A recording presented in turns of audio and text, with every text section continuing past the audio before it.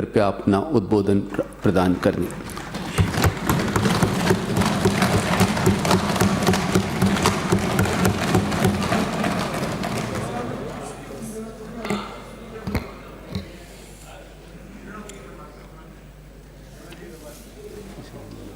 आज के इस राजस्थान विधानसभा के अमृत महोत्सव के इस उद्घाटन सत्र में आज के इस कार्यक्रम के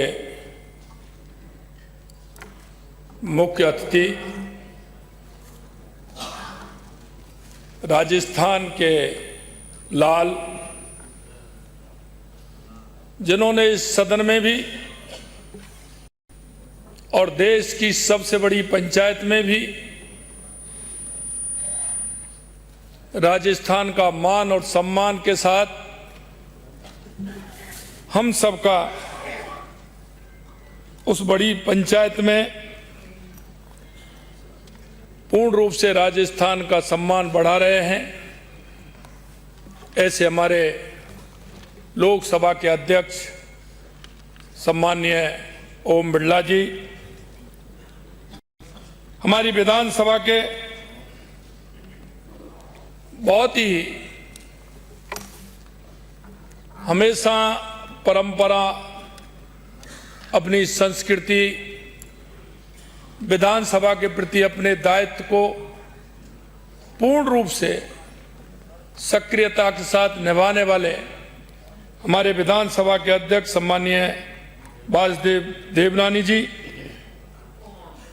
हमारे संसदीय कार्य मंत्री सम्माननीय जोगाराम पटेल जी, हमारे नेता प्रतिपक्ष जो अपनी बात को हमेशा बहुत ही शालीनता से और हर विषय को राजस्थान के हित में मानते हुए रखते हैं, ऐसे हमारे नेता प्रतिपक्ष श्रीमान टीकाराम जूली जी। मैं आज बहुत ही सौभाग्यशाली, क्योंकि आज मेरे मंत्रिमंडल के सभी साथी, विधायक, पूर्व विधायक, सभी वरिष्ठ जन के एक साथ दर्शन का लाभ मुझे मिला है। मैं आप सभी का वंदन करता हूं, अभिनंदन करता हूं, आप सभी को मैं प्रणाम करता हूं।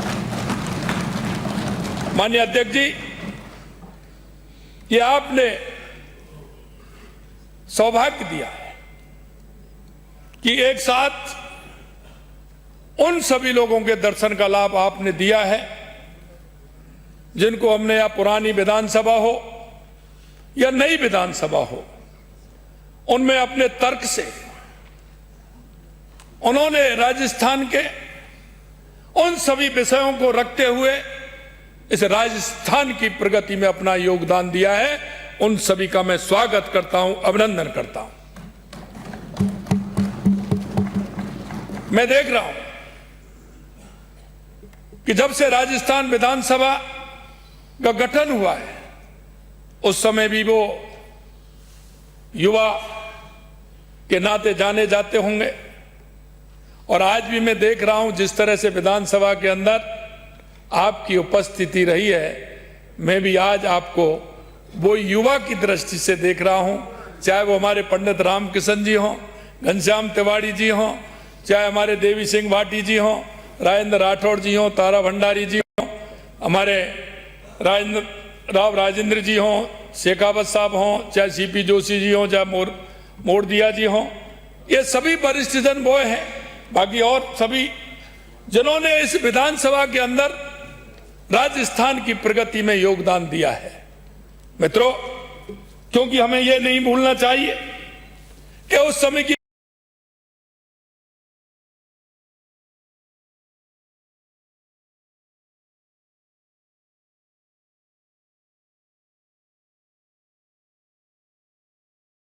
लेकिन एक बात मैं जरूर अवश्य कहूंगा कि आप सभी ने जिस तरह से राजस्थान की परंपरा रही है, राजस्थान के जो हमारे महापुरुष हैं, चाहे महाराणा प्रताप हो, महाराजा सूरजमल हो, त्याग की मूर्ति पन्ना झाय हो, चाहे भक्ति की मूर्ति मीराबाई हो, चाहे पर्यावरण के लिए अपने आप को समाप्त कर देने वाली मां अमृता देवी हो, क्योंकि ये हमारे संस्कार में है, ये हमारे विचार में है।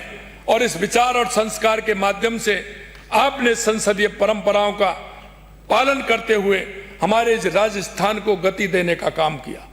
मैं ये भी आपसे कहना चाहता हूं कि जिस तरह से हमारे 75 वर्ष पूर्ण हुए हैं, इसमें कई तरह के मोड़ भी आए हैं। हमने वो भी देखा है कि जब राजस्थान अकाल के लगातार चपेट में आता था, उस समय कई तरह की योजनाएं भी बनी। हमने वो समय भी देखा है तो अंत्योदय की योजना के माध्यम से गांव गरीब का साथ सरकारों ने दिया है।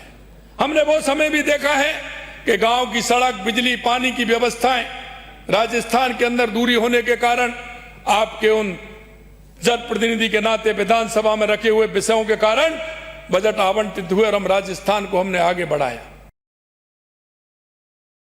मैं आपसे यह भी कहूंगा कि जिस तरह से सार्वजनिक जीवन में व्यक्ति का जो महत्व होता है, मित्रों, आज आप भी संख्या देखेंगे। जिस दिन 1952 में से पहला चुनाव हुआ आज तक, तो वो संख्या कोई इतनी बड़ी नहीं है। वो संख्या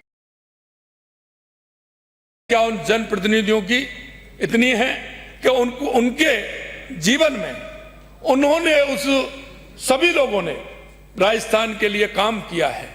परिस्थिति अलग अलग होती है, उस समय की परिस्थिति और आज की परिस्थिति दोनों की भिन्नता है, लेकिन आपने जो मेहनत की है और विचार को जो आगे बढ़ाया है और राजस्थान को जो सम्मान दिलाने का काम किया है, आप सही कह रहे हैं। राजस्थान के लोगों ने, चाहे वो उपराष्ट्रपति के रूप में हो, चाहे गवर्नर के रूप में हो, चाहे विभिन्न और कार्यों के रूप में हो, उन्होंने राजस्थान की पहचान को बनाए रखा है। आज यह समागम निश्चित रूप से हमारे उन सारे विषयों को जो राजस्थान की हर विधानसभा में नए नए बिल लेकर के आए, आवश्यकता के अनुसार हमने उनको आगे बढ़ाया। मैं आप सभी को उसके लिए भी मैं धन्यवाद देना चाहता हूं। अनेक ऐतिहासिक निर्णय भी लिए, पक्ष विपक्ष के बीच सार्थक विमर्श की और परंपरा भी मजबूत हुई है। हम देख सकते हैं कि आज का यह अवसर विधानसभा के इतिहास में एक महत्वपूर्ण पड़ाव है। हम सबके लिए अत्यंत हर्ष और गौरव की बात है कि राजस्थान विधानसभा गौरवशाली 75 साल पूरे कर रहा है और हम उसका अमृत महोत्सव मना रहे हैं। लोकतंत्र में हमारी अटूट आस्था, जन जन की आकांक्षाएं और राजस्थान की गौरवशाली लोकतंत्र यात्रा का आज उत्सव है। उन करोड़ों प्रदेशवासियों का विश्वास का उत्सव है। मित्रों, जनप्रतिनिधि के रूप में जब हम आते हैं तो राजस्थान की 8 करोड़ जनता आपकी और हमारी तरफ देखती है। उनकी आशा और आकांक्षा किस तरह से पूरी हो वो ये देखती है। मैं ये भी कहना चाहता हूं कि जनता का भाव आपके प्रति जो समर्पण भाव का है, आपके प्रति जो इनकी इच्छा है, आपके प्रति जो अपेक्षा है, उन इच्छा और अपेक्षाओं पर हम कैसे खरा उतर सकते हैं। मैं ये भी कहना चाहता हूं, माननीय प्रतिपक्ष के नेताजी ने एक बात कही, वास्तविकता है। हमको उन दिनों को भी बढ़ाना चाहिए, हमें हमारी बैठकों को भी बढ़ाना चाहिए, या गहनता से चर्चा भी होना चाहिए। लेकिन हम देखते हैं कि सदन का समय, क्योंकि राजस्थान की जनता भी देखती है हमें किस लिए चुना गया, विधायी कार्यों में हम कितना समय हम लगा रहे हैं, हमें और ज्यादा लगाना चाहिए, क्योंकि जनता की इच्छा और अपेक्षा के हिसाब से अगर हम काम करेंगे तो निश्चित रूप से हम राजस्थान को और प्रगति के लेकर के आगे बढ़ सकते हैं। मैं आपसे यह भी कहूंगा, प्रदेश की दिशा और दशा तय करने के लिए, बदलने के लिए हमारी भूमिका हमें तय करनी होगी। हमें एक जनप्रतिनिधि के नाते हमारे दायित्वों को हमें 24 घंटे ध्यान में लाना होगा कि आखिर हम किसके लिए हैं। हमें जनता ने चुना है तो उसका हम जनता को सीधा सीधा फायदा कैसे मिले, हमें इसे भी देखना है।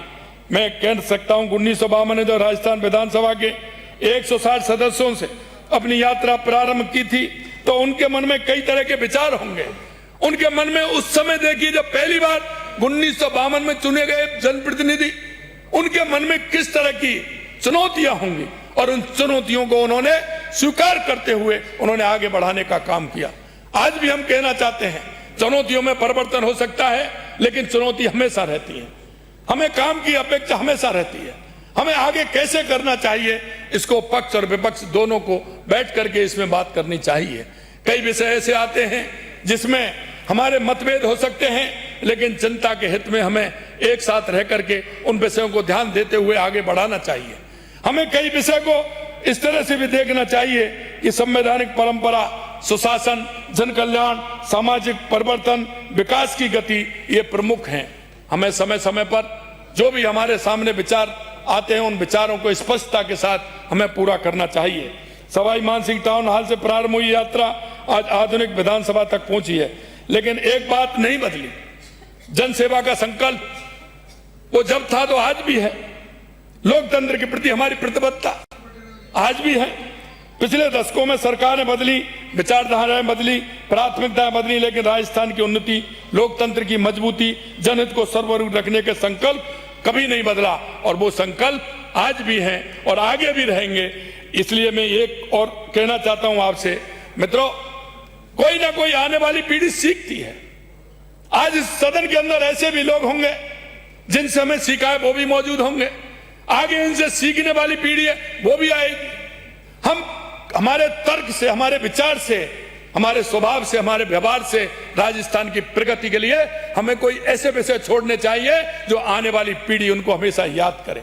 और मैं माननीय अध्यक्ष जी से भी कहना चाहता हूं कि अब तक की विधानसभा के जो कार्य हुए हैं, हमारे पूर्व जनप्रतिनिधि जो समय समय पर अपने तर्क रखे हैं, विषय रखे हैं, उन विषय, अच्छे विषयों को छांट करके हमें हमारे आने वाली युवा पीढ़ी को उनका भी संकलन करते हुए उनको आगे बढ़ाना चाहिए कि राजस्थान के हित में आने वाले विषय, हमारे जो पूर्व जनप्रतिनिधि हैं उन्होंने किस तरह के विषय रखे हैं, इन विषयों के आधार पर हमें चर्चा को आगे बढ़ाते हुए हमारे राजस्थान का विकास करना चाहिए। सामाजिक बुराई उन्मूलन, भूमि सुधार जैसे पंचायत राज को सशक्त किया, शिक्षा, पारदर्शी सामाजिक न्याय, उत्तरदायी शासन, जन कल्याण के कार्यों को कानून बनाने का काम किया। इस विधानसभा में कई तरह के प्रस्ताव पास हुए जिनको राजस्थान को गति मिलने का काम हुआ है। मित्रों, मैं इतना ही कहना चाहता हूं, 23 ऐतिहासिक अधिनियमों पर विस्तृत चर्चा, कई तरह की चर्चा हमारी हुई है। आज राजस्थान विधानसभा अपनी समृद्ध परंपरा और साथ ही अपने नवाचारों के कारण पूरे देश में प्रेरणा बन रही है। हमें हर विषय को गंभीरता से लेना चाहिए। मित्रों, मैं ये भी कभी कभी मैं विधानसभा के अंदर भी इस बात को कहता हूं कि राजस्थान की जनता आपकी, हमारी तरफ, जनप्रतिनिधि की तरफ देखती है। वो हमारे कार्य को भी देखती है, वो हमारे व्यवहार को भी देखती है, वो हमारे समर्पण को भी देखती है। और वो हमारे विधानसभा में जब काम होता है तो हमारी वो विधानसभा की चलने वाली प्रतिदिन की कार्रवाई भी देखते हैं।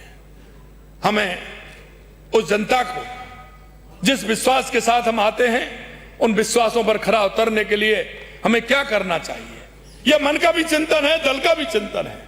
यह चिंतन दल को भी करना चाहिए और स्वयं के मन को भी करना चाहिए।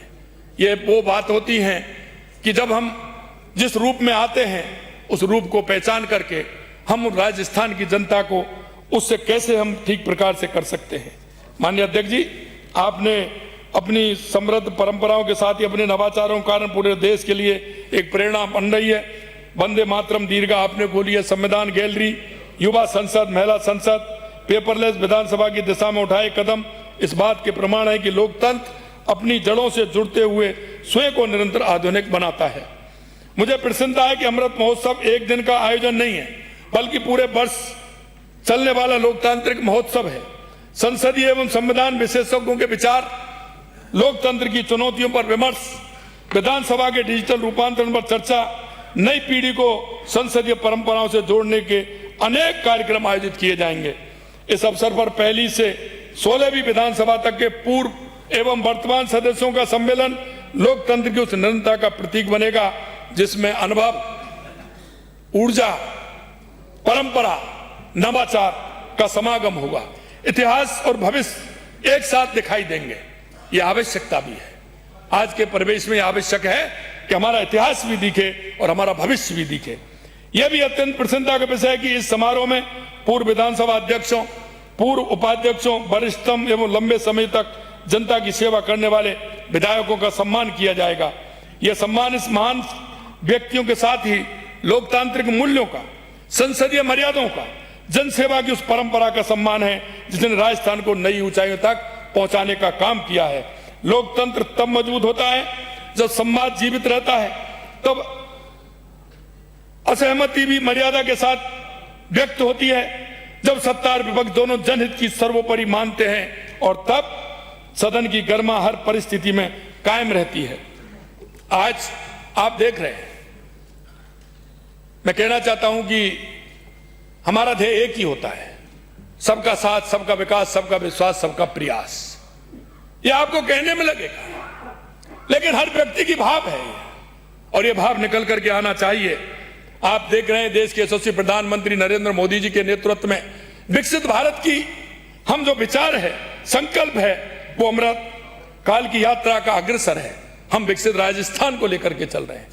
हम विकसित राजस्थान 2047 की, हमारे राजस्थान के अंदर किस तरह से क्या होना चाहिए, उसकी चर्चा हो। चर्चा के बाद उसमें से अमृत निकले और यही अमृत निकलेगा तो ये अमृत महोत्सव हमारे लिए, सबके लिए, राजस्थान के लिए सौहार्दपूर्ण तरीके से विकसित राजस्थान के लिए हमें बहुत बड़ा सहयोगी बनेगा। इस लक्ष्य की प्राप्ति हमारी विधानसभा की भूमिका और अधिक महत्वपूर्ण हो जाती है।